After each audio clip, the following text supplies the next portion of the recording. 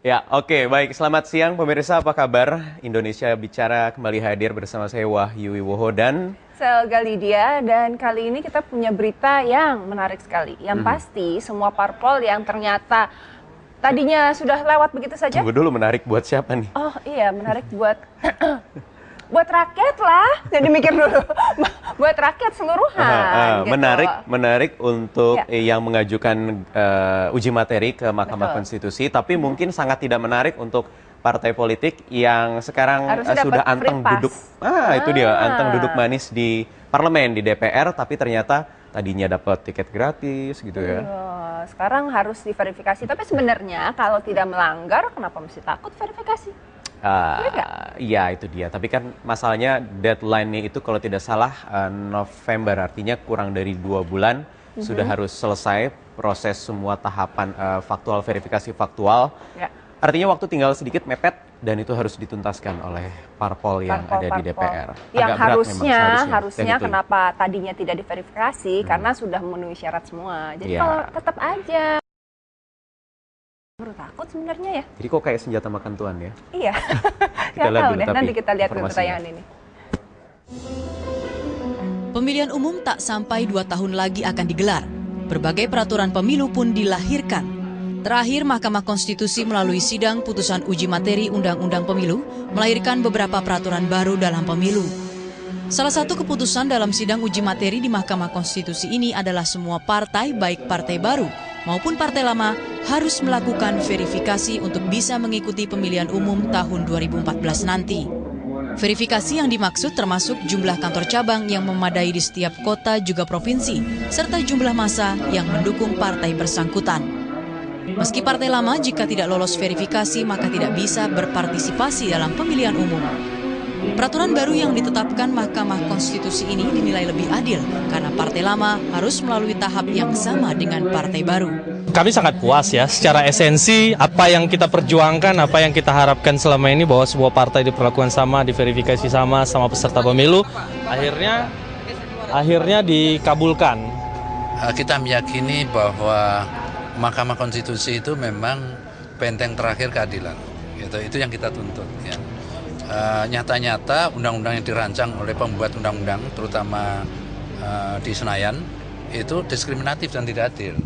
Selain peraturan tentang verifikasi, Mahkamah Konstitusi juga menetapkan ketentuan parliamentary threshold 3,5%, hanya untuk perolehan kursi di DPR saja. Angka 3,5% ini tidak berlaku untuk perolehan kursi parpol di tingkat provinsi maupun kabupaten kota.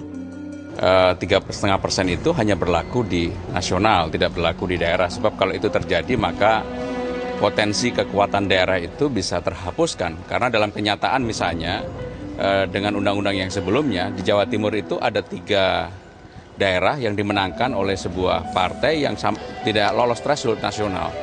Sehingga menjadi tidak adil kalau kemudian itu dihilangkan. Isabella Fauzi, Rama Global TV, Jakarta.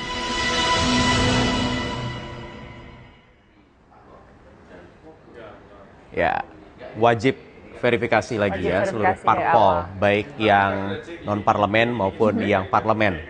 Ya, semuanya diverifikasi. Jadi adil ya. Nah, tapi bicara soal adil nggak adil, seperti tadi Wahyu bilang, ada juga yang merasa agak berat banget ya. Nah, untuk itu kita akan ngobrol-ngobrol hari ini. Siapa aja tamunya, Wahyu? Ya, sudah hadir 3 orang narasumber kami di studio. Yang pertama ada Mas Effendi Syaputra. Apa kabar Mas? Ini yang paling sumringah di hari ini karena Cerah sekali nih. akhirnya dikabulkan gugatan oleh Mahkamah Konstitusi. Silakan. Betul. Terima kasih, Mas. Selamat ya Mas ya. Silakan Mas, silakan duduk. Oke, selanjutnya ada Mas Arwani dari Sekretaris Fraksi P3. Masih Sekretaris ya? Masih. Oke, Oke, baik. apa kabar Mas Baik, Wan? Mbak. Ya. Nggak Silakan. deg-degan kan ya hasil putusan MK? Siap kita. Silakan. Terakhir dari Jerman langsung. Dari Mas Jerman Gunargen. langsung. Iya. Apa kabar? Tampaknya di Jerman nih mengambil Berubah ya? dokter atau membuat album baru? Seperti menyanyi. Oh, kabar Wan. Oke, Silakan bisa duduk. temani Silakan, Olga di silakan. sana. Ya, saya ingin langsung ke Mas Effendi dulu. Akhirnya setelah berapa bulan ya? 1 bulan lalu kita duduk di sini juga, Mas. Ya, total dari mulai diajukan Kurang lebih 2 bulan. kurang lebih 2 bulan, nggak lama-lama banget lama sebenarnya ya. Tapi akhirnya semua ekspektasinya sudah terbayarkan. Ya. Tanggapan dari Nasdem sendiri? Ya, pertama-tama sih Nasdem ini ingin menyatakan bahwa kemenangan yang kami raih kemarin itu bukan hanya semata milik Partai Nasdem, tapi itulah kemenangan demokrasi Indonesia. Tapi dan juga berapa 14 atau partai lain artinya ikut. Kemenangan yang membuat semua partai diverifikasi ini adalah kemenangan demokrasi. Kami tidak mengklaim ini adalah kemenangan milik kami sendiri. Kemudian juga kami mengucapkan terima kasih atas support dari kader kami, dari para pimpinan kami, senior-senior kami, juga tim yang sudah kerja keras untuk mengajukan gugatan ini. Juga tak lupa para ahli-ahli yang mendukung dalil-dalil kami, sehingga ini kemudian menjadi pertimbangan yang sangat masuk akal, kemudian diputuskan oleh MK bahwa verifikasi itu diperlakukan sama semua partai, nggak ada dibeda-bedain lagi. Jadi partai yang ada di parlemen, non-parlemen maupun partai baru itu semua diverifikasi kepengurusannya, keanggotaannya maupun kantor-kantornya gitu loh. Jadi sekarang setelah hasil keluar putusan, mau apa lagi sekarang? Ya, artinya Nasdem ini sebenarnya kalau kita mau lihat, ini adalah sejarah, Mas. Inilah pertama kalinya di Mahkamah Konstitusi orang mengajukan permohonan uji materi sebenarnya apapun hasilnya dia nggak ada masalah. Nasdem ini kan mau diputus apa enggak dia tetap diverifikasi, Mas. Jadi kepentingannya sebenarnya nggak ada. Jadi kepentingannya justru ingin melihat memperbaiki undang-undang ini supaya menjadi benar. Karena gini loh, kami ini punya visi memperbaiki undang-undang, tapi di saat ini kami tidak punya wakil di parlemen. Apa yang kami harus lakukan untuk memperbaiki undang-undang? Kami mengawal setiap undang-undang yang dikeluarkan oleh DPR. Jadi nggak akan berhenti pada undang-undang pemilu saja. Kami sudah menyiapkan beberapa undang-undang yang akan kami uji materikan. Karena begitu banyak undang-undang yang ternyata dihasilkan oleh pengambil kebijakan, pembuat kebijakan undang-undang yang sangat-sangat inkonstitusional, Mas, di Indonesia ini. Baik, yang begadang ini siang malam sudah membuat undang-undang dan baru disahkan juga 2012 kan ya? Iya. Undang-undangnya. Kecewa nggak, Mas Arwani? Ya,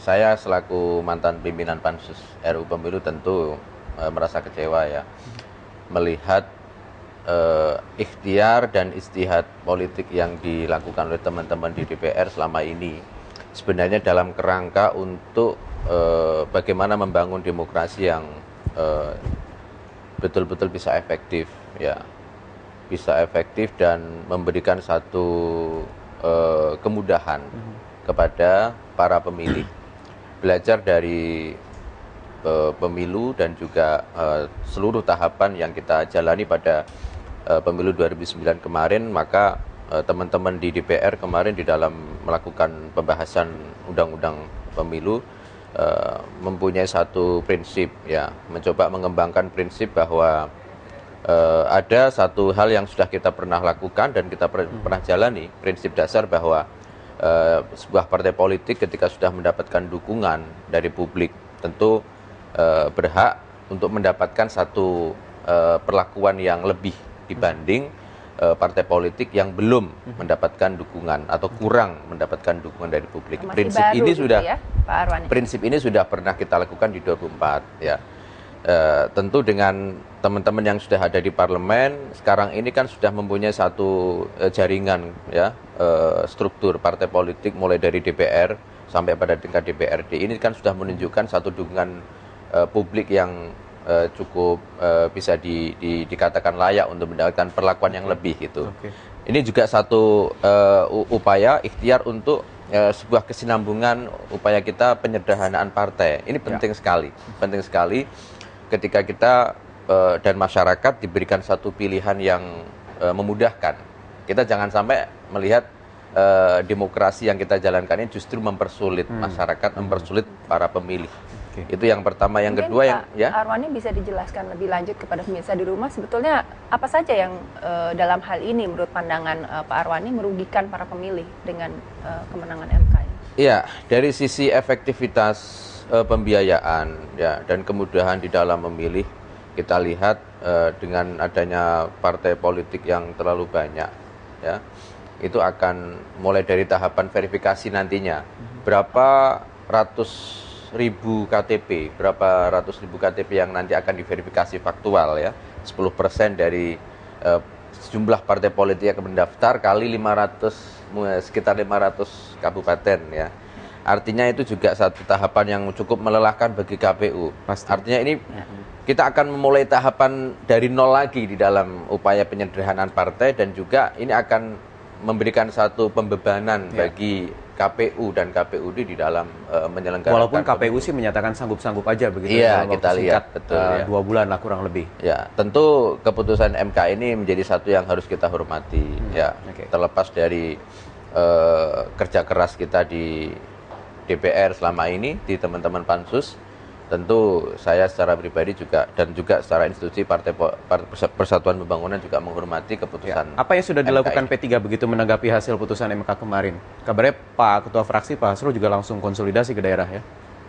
Ya, tentu kita karena menghormati dan siap melaksanakan keputusan MK, kita sudah siap, tinggal dalam beberapa hari ini juga sudah siap untuk melakukan pendaftaran. Jadi berkas-berkas semua sudah tinggal siap. ambil aja begitu ya? Karena langsung oleh diantar. KPU sendiri kan untuk satu poin itu, terutama untuk partai politik yang ada di parlemen ini, diberikan satu jeda waktu selama kurang lebih 20 hari ya untuk memenuhi persyaratan KTA itu. Saya pikir secara keseluruhan bagi Partai Persatuan Pembangunan tidak ada masalah. Tidak ada Tapi masalah, dalam ya. proses pembahasan, proses bagaimana kita membentuk satu aturan keputusan main, itu regulasi dibuat, yang ya? betul-betul bisa Indonesia asli ini lah. Kita tahu betul kebutuhan masyarakat dan sebagainya, ini yang kita persoalkan. Mas Boni, sebagai pengamat, apakah ini memang yang terbaik putusan MK? Untuk konteks kita sih ini pasti yang terbaik. Jadi logika dasar ya, tadi kekecewaan kawan kita di DPR itu logis. Logika dasarnya bahwa ambang batas selalu dalam konteks penyederhanaan partai. Ya. Dan di Jerman misalnya dia 5% dia tinggi. Ya. Cuman penyederhanaan partai hanya mungkin terjadi ketika ada partai ideologis, ada partai yang benar-benar didukung oleh masyarakat. Konstan, bentuk dukungannya juga besaran dukungannya juga dia bersifat konstan, setidaknya untuk beberapa periode. Dan di kita hampir nggak ada. PDIP partai tua itu saja masa ideologisnya maksimal 13%. Nah, Demokrat kemarin menang dengan 20%, saya yakin 2014 tengahnya juga syukur kalau bisa dipertahankan. Artinya bahwa partai kita bukan partai ideologis. Dan dalam konteks seperti ini, ruang untuk memunculkan partai-partai baru yang ideologis dan lebih tepat konteks itu masih sangat terbuka sangat lebar. luas, ya. Dalam konteks ini juga saya mau mengatakan bahwa hilangnya Dan 2014 3,5 lah itu seleksinya begitu ya? persis, artinya bahwa kali ini ruang untuk partai baru harus tetap terbuka lebar. Dan jangan pernah kecewa, partai-partai tua seperti P3 juga tidak boleh kecewa, karena Anda harus saatnya memperlihatkan kepada publik Indonesia bahwa memang partai Anda masih bisa diterima atau tidak. Begitu juga partai yang lain. Jadi ini sebuah tantangan yang serius buat partai lama dan juga ruang baru bagi kehadiran partai-partai baru sampai pada satu titik proses pembentukan partai ini matang, ada partai yang ideologis yang akan dikehendaki oleh banyak orang dan dukungannya juga konstan, sehingga demokrasi kita bisa kuat. Itu loh. Bisa lebih sehat sebetulnya. Bisa lebih sehat. Nah, ini juga mungkin memaksa kepada partai-partai karena sering sekali dikeluhkan bahwa partai-partai ini sering lalai untuk melakukan kaderisasi kepada para anggotanya atau terus memelihara suara mereka sepanjang 5 tahun itu. Ya. Apakah ini juga berarti demikian? Jadi gini, saya startnya dari ini dulu, logika penyederhanaan partai tadi. Ya. Logika penyederhanaan ini kan bisa dua konteks. Satu, secara ideal memang penyederhanaan itu tujuannya untuk mencegah kemungkinan konflik politik antar elit dalam proses pelaksanaan kekuasaan, baik di parlemen maupun eksekutif. Yang kedua juga adalah memudahkan pengambilan keputusan dalam berkaitan kebijakan yang kontroversial, ya, dan seterusnya. Tetapi dalam fakta bisa penyederhanaan bersifat politis. Penyederhanaan bersifat politis itu penyederhanaan yang dipaksakan untuk kepentingan tertentu. Ya. Apa yang dilakukan oleh Soeharto pada tahun 1973 dengan fusi 10 partai politik menjadi dua, P3 dan PDI. Nah, Oh, iya. terus kemudian yang ketiga muncul Orsospol yang disebut Golkar. Penyederhanaan itu dimaksudkan untuk membatasi ruang kompetisi di pemilu, sehingga Golkar punya ruang untuk menang telak dengan segala mobilisasi itu menjadi besar. Nah, yang saya lihat sekarang, konteks electoral threshold yang ada di parlemen kita itu adalah sebuah fusi politik gaya Orde Baru dengan cara baru. Artinya bahwa penyederhanaan dipaksakan untuk membunuh kemungkinan hidup partai-partai baru demi keberlangsungan partai tua seperti PD3, PDIP, Golkar, dan sekarang demokrasi kita arogan, merasa bisa bertahan hidup dan juga memaksakan itu. Tapi menurut saya untuk konteks Demokrat agak unik dan cukup rumit karena dia bisa mengulang kisah di Turki ketika partai berkuasa berapa tahun lalu juga memastikan parliamentary threshold 10% dan ternyata dia yang dikubur pertama di pemilu berikutnya. Oke, baik. Dan saya akan melihat Demokrat gejala yang sama. Nah, untuk partai lain tidak mengalami itu, tidak harus dengan membunuh partai-partai kecil, tetapi P3 aman ya? bersaing secara. P3 aman ya? Ya, insya Allah. Tapi Satu hal lagi yang 3,5%. yang terkait ini. bisa. Ya, yang terkait Tahan, masih Oke. banyak kita senjata untuk di segmen berikutnya. Sesaat lagi Indonesia Bicara akan segera kembali.